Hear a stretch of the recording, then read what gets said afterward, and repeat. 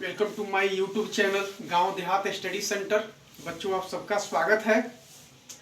आज हम लोग पढ़ने वाले हैं कक्षा 10 हिंदी काव्य खंड के पाठ नंबर 7। कक्षा 10 हिंदी काव्य खंड के पाठ नंबर 7 को आज हम लोग पढ़ेंगे, जिसका नाम है हिरोशिमा।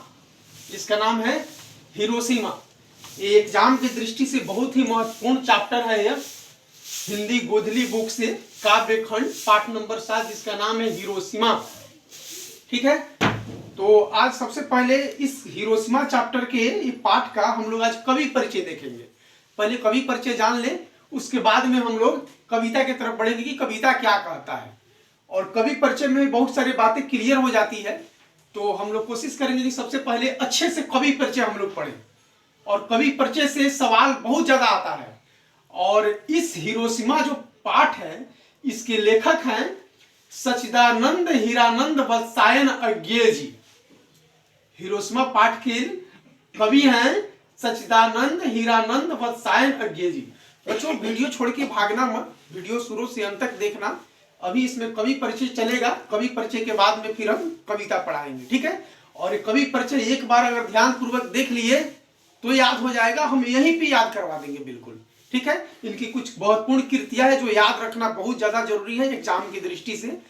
तो अगर आप चैनल पे नए हैं तो चैनल को सब्सक्राइब कीजिए, लाइक कीजिए और वीडियो देखने के बाद में आप अपना कमेंट कीजिए। ठीक है, चलिए शुरू करते हैं।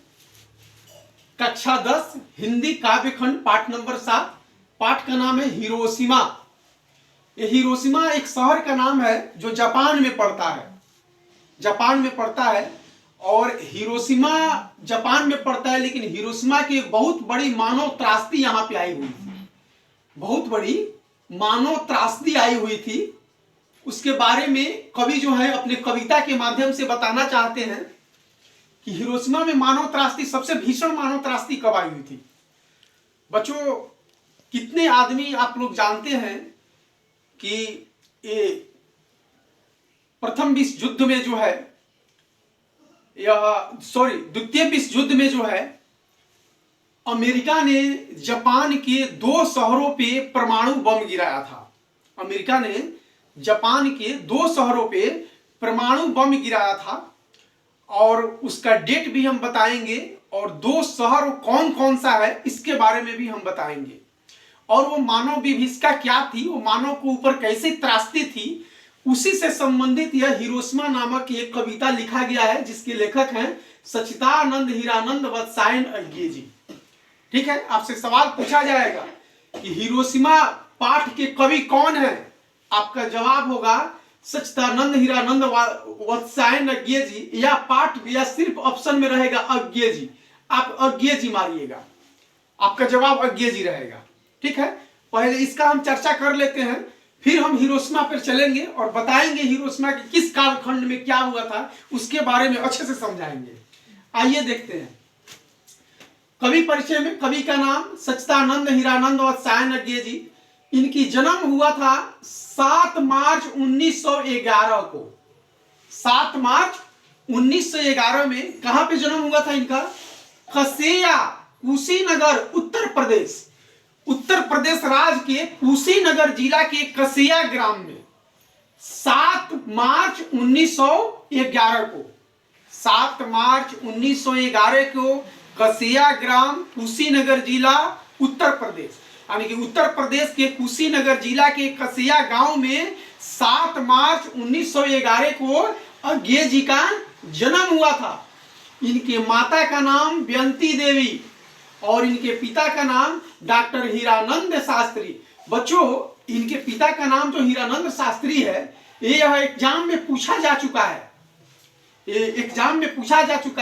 कि अज्ञेय जी का, सच्चिदानंद हीरानंद वत्सायन अज्ञेय जी का पिता का नाम क्या था, यह एग्जाम में पूछा जा चुका है। इसलिए इनके इंट्रोडक्शन से, इनके परिचय से संबंधित जो है, बहुत ध्यान पूर्वक वीडियो देखिए और बहुत ध्यान पूर्वक पढ़िए, तब जाके समझ में आएगा। हो सकता है कि अगले एग्जाम में, आने वाले एग्जाम में माता का नाम पूछ दिया जाए, क्योंकि पिता का नाम ऑलरेडी पूछा जा चुका है। हो सकता है फिर पिता के नाम ही फिर रिपीट कर दिया जाए। तो इनके माता का नाम बेंती देवी, पिता का नाम डॉक्टर हीरानंद शास्त्री यह एक पुरातत्ववेदा थे। पुरातत्ववेदा का मतलब होता है कि भूमि के अंदर खनन करके किसी काल खंड में यहाँ पे क्या हुआ था उसके बारे में पता लगाता है। एक प्रकार के भौगोलिकरण आदमी बोला जाता है इसको। तो ये एक पुरातत्ववेदा थे। कौन? ये अज्ञेय जी के पिता, जिनका नाम था डॉक्टर हीरानंद शास्त्री। यह एक पुरातत्ववेदा थे, ध्यान रखिएगा। इनके पिता पुरातत्ववेदा थे। अब इनके शैक्षणिक गतिविधि के बारे में जानते हैं। अब तक तो इनके माता पिता का नाम हो गया, अब इनके शैक्षणिक गतिविधि के बारे में जानते हैं। इन्होंने मैट्रिक की परीक्षा जो है 1925 ईस्वी में पंजाब विश्वविद्यालय से प्राप्त किया था। मैट्रिक पास कहां से किए थे? तो पंजाब विश्वविद्यालय से 1925 में। इंटर का परीक्षा जो इंटरमीडिएट किए थे 1927 ईस्वी में मद्रास क्रिश्चियन कॉलेज से। इंटरमीडिएट 1927 में मद्रास क्रिश्चियन कॉलेज से। और बीएससी किए थे 1929 में फोरम कॉलेज लाहौर से। बीएससी किए थे 1929 में फोरम कॉलेज लाहौर से। और यह एमए भी किए थे। बीएससी किए थे और उसके साथ एमए भी किए। और एमए कहां से किए? ये भी लाहौर से किए। एमए भी लाहौर से। लाहौर कहां है? तो लाहौर ये पाकिस्तान में है। अभी ये शहर जो है पाकिस्तान में पड़ता था। यह कविता उस समय लिखी हुई है जिस समय हमारा देश जो था गुलाम था, अभी आजाद नहीं हुआ था। ठीक है, उस समय की बात बताया जा रहा है। इसीलिए जब इनकी शिक्षा दीक्षा हो रही तो बीए और एमए जो है ये लाहौर पढ़ने के लिए पाकिस्तान गए हुए थे। ये जो थे एमए किए, बीएससी किए। यह जो अज्ञेय जी है ये बहुभाषी है। बहुभाषित का मतलब क्या होता है कि वैसा व्यक्ति जो बहुत सारी भाषाओं को जानता हो।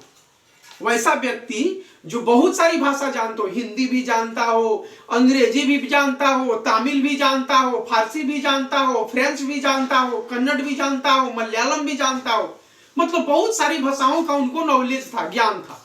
इसी आदमी को बोलते हैं बहुभाषित। यह अंग्रेजी, हिंदी, फारसी, तमिल ये 4 प्रकार की भाषाएं जानते हैं। ठीक है, तो जो आदमी अधिक भाषाओं को जानता है, अधिक भाषाओं को बोलता है, लिखता है, पढ़ता है, समझता है, उसको बहुभाषाविद बोलते हैं। ठीक है, यह कथाकार भी थे, विचारक भी थे और पत्रकार भी थे। कौन? अज्ञेय जी, सच्चिदानंद हीरानंद वत्सायन अज्ञेय जी। यह कथाकार, कथाकार का मतलब हो गया कथा लिखने वाली, कहानी लिखने वाले। विचारक मतलब किसी गंभीर मुद्दे पे अपने विचार व्यक्त करने वाले। कोई गंभीर समस्या अगर आती है तो उस पर अपने विचार देने वाले, किसी मानव सभ्यता के ऊपर, मानव समाज के ऊपर कल्याणकारी विचार देने वाले। पत्रकार ये किसी पत्रिका के संपादक भी थे, अपनी रचनाओं का प्रकाशन करते थे, पत्रकार भी थे। अब आते हैं इनकी कृतियां की तरफ। शिक्षा दीक्षा हो गया। अब इनकी कृतियां मतलब इन्होंने क्या क्या लिया, क्या क्या लिखा, कौन कौन से कविताएं लिखी, नाटक लिखा, इसके बारे में जानते हैं। तो कृतियां में इनके काव्य है। काव्य के मतलब हो गया कविता। काव्य का मतलब कविता। इन्होंने कविता लिखे, कहानी लिखे, उपन्यास लिखे, यात्रा साहित्य। यात्रा साहित्य का मतलब हो गया कि आदमी चल रहा है, कहीं यात्रा कर रहा है, ट्रेन में है, बस में है, हवाई जहाज में है, पनिया जहाज में है, और यात्रा करते करते उसके दिमाग में आया और वो किसी काव्य की रचना कर दिया, कोई कहानी लिख दिया। ठीक है, वैसे जो यात्रा करते हुए जो लिखा जाता है उसको यात्रा साहित्य बोलते हैं। निबंध, नाटक लिखे और उसके बाद में इनके 2 एक ग्रंथ है, जिस ग्रंथ का इन्होंने संपादक किया उसके बारे में भी चर्चा करते हैं। चलिए इनके काव्य कौन कौन से कविता लिखे इसके बारे में देखते हैं। भग्नदूत, इनके काव्य का नाम है भग्नदूत। चिंता, हरी घास पर क्षण भर, आंगन के पार द्वार, कितनी नावों में कितनी बार, सदा नीरा। बच्चों ये सदा नीरा जो है इसको देख लीजिए, यहां पे हम डिब्बा बना दिए। अब डिब्बा क्यों बनाए आगे बताएंगे आपको। फिर से एक बार पढ़िए आप लोग। भग्नदूत, चिंता, हरी घास पर क्षण भर, आंगन के पार द्वार, कितनी नावों में कितनी बार, सदा नीरा। यह इनकी कविताएं हैं। आपसे पूछा जाएगा आंगन के पार द्वार किनकी रचना है? आपका जवाब होगा सच्चिदानंद हीरानंद वत्सायन अर्घ्य जी। आपसे पूछा जाएगा कितनी नावों में कितनी बार, किनकी रचना है? अर्घ्य जी का। सदा नीरा की रचनाकार कौन है? अर्घ्य जी। भग्न दूत किसकी रचना है? अर्घ्य जी। चिंता किसकी रचना है? अर्घ्य जी। या ऐसे भी पूछ सकता है कि निम्नलिखित रचनाओं में अर्घ्य की रचना कौन है? 4 गो ऑप्शन दे देगा, एक ऑप्शन दे देगा कुछ और, 3 गो ऑप्शन कुछ और, एक ऑप्शन दे देगा हरी घास पर क्षण भर। तो आपको याद रहेगा कि हरी घास पर क्षण भर अर्घ्य जी का है, तब ना आप चीना मारिएगा। इसलिए इनकी रचनाएं बहुत है, लेकिन एग्जाम की दृष्टि से जो ज्यादा महत्वपूर्ण है हम उसी को बचो लिए हैं। बहुत ज्यादा पूरा समुद्र नहीं इकट्ठा किए हैं, एग्जाम की दृष्टि से जो बहुत ज्यादा इंपॉर्टेंट है उसी को हम लिए हैं। इसलिए इनकी ये सारे काव्य रचनाएं जो हैं बच्चों याद करके रखना, ये बहुत इंपॉर्टेंट है। भग्नदूत, चिंता, हरी घास पर क्षण भर, आंगन के पार द्वार, कितनी नावों पे कितनी बार, सदा नीरा। ये सदा नीरा जो हम डब्बा में घेरे हैं बच्चों, ये डब्बा बनाने के पीछे कारण ये है कि यह जो कविता जो लिया गया है, हिरोशिमा शीर्षक जो है, हिरोशिमा इस कविता का शीर्षक है, यह सदा नीरा से ही लिया गया है। कहां से लिया गया है? सदा नीरा से। इसीलिए ज्यादा संभावना है कि सदा नीरा पूछने का, और बहुत बार पूछा भी गया है कि सदा नीरा किसकी रचना है। तो हिरोशिमा शीर्षक कविता किस पाठ से, किस चीज से संकलित है, कहां से लिया गया है? आपका जवाब होना चाहिए सदा नीरा। सदा नीरा किसकी रचना है? अर्घ्य जी का। क्लियर? चलिए अब बढ़ते हैं, ये तो काव्य खंड हो गया। अब कहानी में देखिए, कहानी इन्होंने क्या क्या लिखा। विपत्थगा, विपथगा, जयदोल, ये तेरे प्रतिरूप, छोड़ा हुआ रास्ता, लौटती पगडंडिया, 1 2 3 4। अरे मात्र 4 हैं, ये नहीं याद होगा 4। एक छोटे बच्चे को भी रटाएंगे तो याद हो जाएगा। तुम लोग 10th क्लास के बच्चे हो, कैसे याद नहीं होगा? कहानी है विपथगा, जयदोल, ये तेरे प्रतिरूप, छोड़ा हुआ रास्ता, लौटती पगडंडिया। ठीक है, पूछा जाएगा छोड़ा हुआ रास्ता कहानी की लेखक कौन है? आपका जवाब होना चाहिए अर्घ्य जी। लौटती पगडंडिया कहानी के लेखक कौन है? आपका जवाब होना चाहिए अर्घ्य जी। अरे मात्र 3 4 4 है, कैसे याद नहीं होगा भाई? इतने भी मतलब कमजोर हो गए? कोई 4 4 एक कवि का 4 4 अगर कविता का नाम, कहानी का नाम याद नहीं हो सकता है? बिल्कुल याद हो सकता है। मन के हारे हार और मन के जीते जीत। मन से जीत जाओगे, ये भी जीत जाओगे, इसलिए मन से मत हारो, हौसला बुलंद रखो। आगे देखो, ये कहानी बता दिए, विपथगा, जयदोल, तेरे प्रतिरूप, छोड़ा हुआ रास्ता, लौटती पगडंडिया। अब उपन्यास देखिए, इन्होंने उपन्यास भी लिखा था। उपन्यास समझते हो तुम लोग? अरे छोटी छोटी डायरी जैसी मोटी मोटी किताबें नहीं आती है, रेलवे स्टेशन पे मिलता है, किताबें के दुकान में मिलता है। एक उपन्यास का एक नशा होता है। जिस व्यक्ति को उपन्यास पढ़ने का नशा लग जाता है वह खाना नहीं खाएगा लेकिन उपन्यास पढ़ेगा। उपन्यास पढ़ने के चक्कर में अपने काम धंधा तक को भी त्याग देता है। ठीक है, उपन्यास पढ़ना एक नशा होता है। तो ये उपन्यास लिखते थे, बहुत रोचक कहानियां होती है उपन्यासों में। इनके उपन्यास का नाम था शेखर, एक जीवनी, नदी के द्वीप, अपने अपने अजनबी। मात्र 4 है, मात्र 4 है। शेखर, एक जीवनी, नदी के द्वीप, अपने अपने अजनबी। पूछा जाएगा निम्नलिखित में से अर्घ्य जी का उपन्यास कौन है? तो आपको याद रहेगा कि उपन्यास का नाम हुआ तब न मारिएगा चिन्हवा, और उपन्यासवा का नाम वही याद नहीं रहेगा तो जाके तारा गिनिएगा एग्जाम हॉल में। ठीक है, तो याद रखिए, शेखर, एक जीवनी, नदी के द्वीप, अपने अपने अजनबी। अरे 4 गो नमुए हैं, अंडा भुजा खाते खाते याद कर लोगे। ठीक है, आगे बढ़ते हैं। यात्रा साहित्य जो बताए हैं कि कोई आदमी चलते चलते किसी चीज की रचना कर दे, यात्रा साहित्य, यात्रा के सब करते समय लिखे थे। अरे यावर रहेगा याद, मात्र इसमें 2 है यात्रा साहित्य में।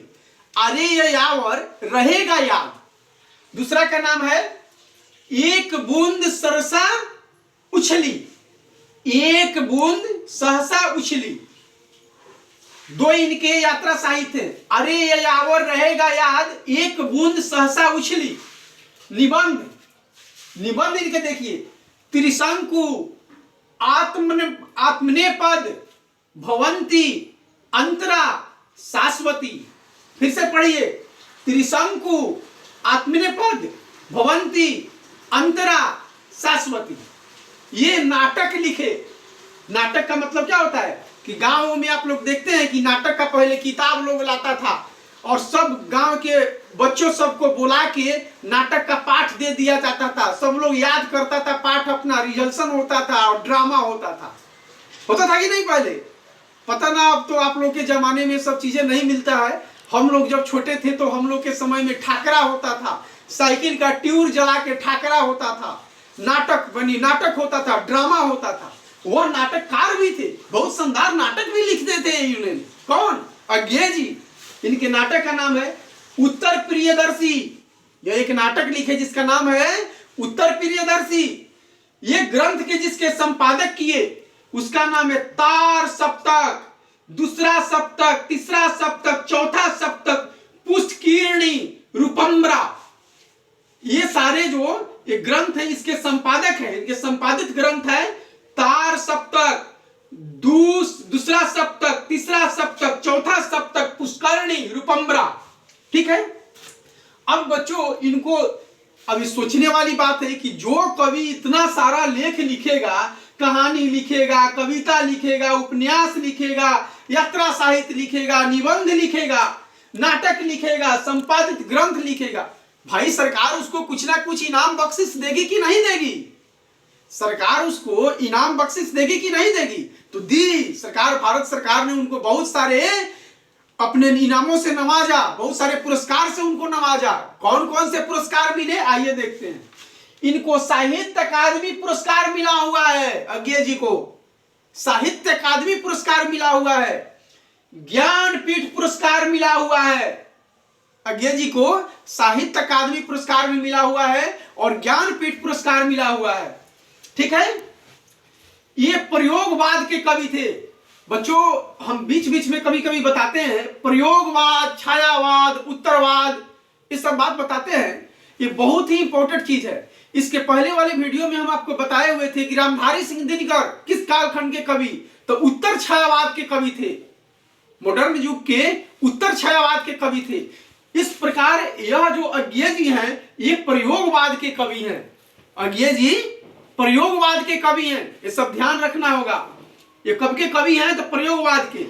इनके तार सप्तक जो है, यह जो ग्रंथ है तार सप्तक, ये 7 कवियों को मिला के यह एक ग्रंथ बनाया गया और इससे यह स्पष्ट किया गया कि भाई जो इस दुनिया में बीत गया है उसको भुला देना है। जो भी इस कालखंड में हमारे जीवन में जो भी घटनाएं, सुख दुख जो बीत गया है उसको हटा देना है और वर्तमान के बारे में सोचना है और वर्तमान को देख के अपने भविष्य की कार्य करने की जो दिशा है उसको निर्धारित करना है। ठीक है। माने जो बीत गया है उसको हटा देना है और वर्तमान में सोच के भविष्य के आगे रास्ते जो है उसको बनाने के कार्यशैली में विचार करना है। ठीक है। और बच्चों जो हम बताए हैं इसके पहले कि ये बहुभाषाविद, इसको जरा ध्यान में रखना। ये सवाल पूछा जाएगा आप लोग से कि निम्न कवियों में बहुभाषाविद कौन है? बहुभाषा के, बहुत सारे भाषाओं के ज्ञान लेने वाले कौन है? तो आपका जवाब होगा अज्ञे जी। ठीक है। और अब आते हैं, अब तो कवि परिचय हो गया। इनकी मृत्यु हुई थी 14 अप्रैल 1987 में। इनकी मृत्यु कब हुई थी? 14 अप्रैल 1987 में। अब तो ये कवि परिचय बता दिए। अब आते हैं हिरोशिमा। ये जापान का एक शहर का नाम है हिरोशिमा। बच्चों जब द्वितीय विश्व युद्ध 1945 में हुआ था तो अमेरिका ने जापान के 2 शहरों पे बम गिराया था। एक का नाम था हिरोशिमा। याद रखना बच्चों, ये बहुत ज्यादा इंपॉर्टेंट चीज बता रहे हैं। आगे की एग्जाम में, कंपटीशन में भी जाओगे तो ये सारी चीजें पूछा जाता है। और एक का नाम था नागासाकी। नागासाकी। एक का नाम था हिरोशिमा, दूसरा का नाम था नागासाकी, और ये दोनों जापान के औद्योगिक शहर थे।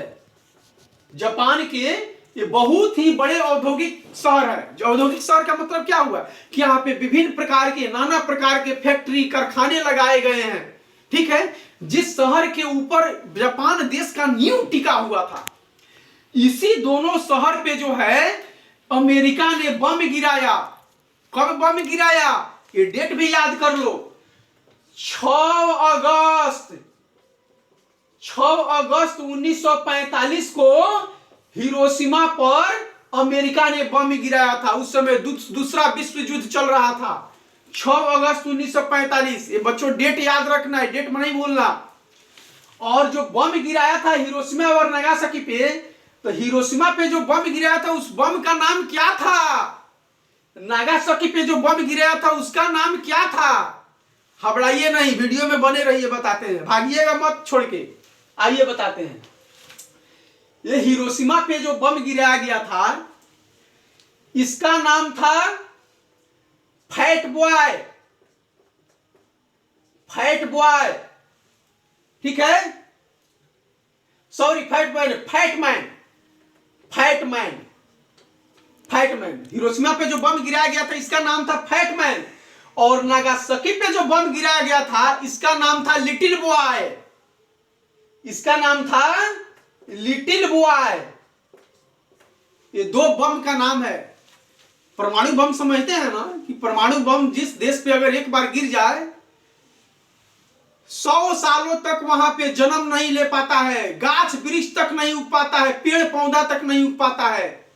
इतनी वहां पे प्रदूषण बढ़ जाती है, वो पूरा दुनिया वहां का मंजर बंजर हो जाता है, पत्थर तक पिघल जाता है। हम लोग तो मानव हैं, पत्थर तक पिघल जाता है। ये जब कविता जब हम पढ़ेंगे अगले वीडियो में, तब आप लोग को समझ में आएगा कि ये कवि जो है कितनी बड़ी मानव पे दुर्दांत आया हुआ है, कैसे त्रासदी थी मानव के ऊपर, कितनी त्राही त्राही मची थी दुनिया में, हम बताएंगे आपको। अभी बस आप इतना ही जानिए कि हिरोशिमा जापान का दो शहर है। हिरोशिमा और नागासाकी जापान का दो औद्योगिक शहर है, जिसके ऊपर अमेरिका ने 6 अगस्त 1945 को बम गिराया था। हिरोशिमा पे जो बम गिराया था उसका नाम था फैटमैन, नागासाकी पे जो बम गिराया था उसका नाम था लिटिल बॉय। क्लियर? आज के इस कवि परिचय में बस बच्चों इतना ही, ठीक है। अगले वीडियो में मिलते हैं, तब तक के लिए जय हिंद।